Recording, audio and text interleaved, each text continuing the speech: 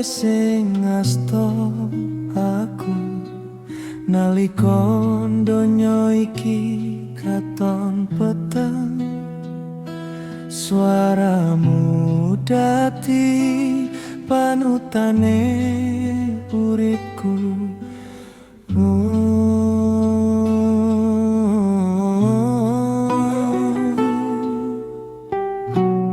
Saiki aku dhewean, langkahku tanpa gandengan.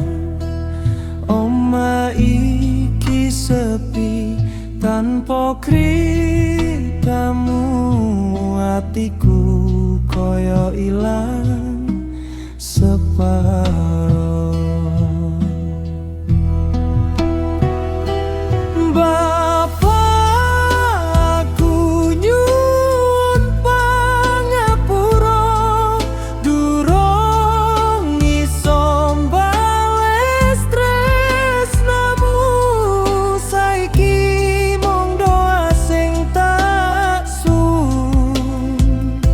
Soko anakmu sing kangen sliramu.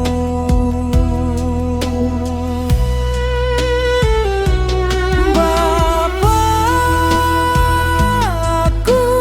kalangan ning atiku tansah tata simpen senajan kowe wis ora. Jenengmu urip ning atiku saklawase.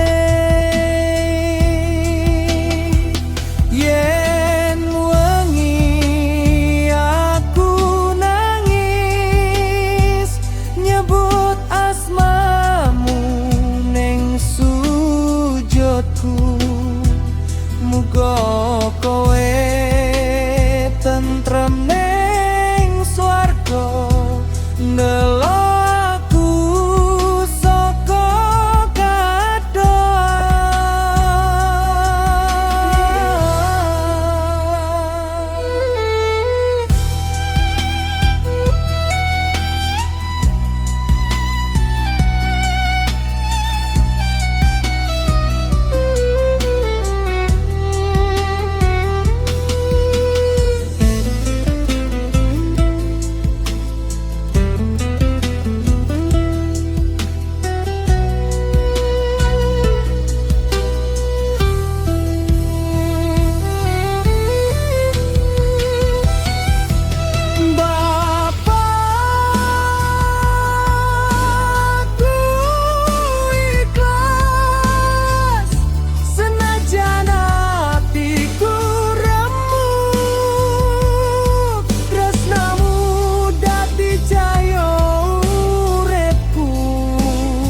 Nganti wong tau aku nyusul sliramu.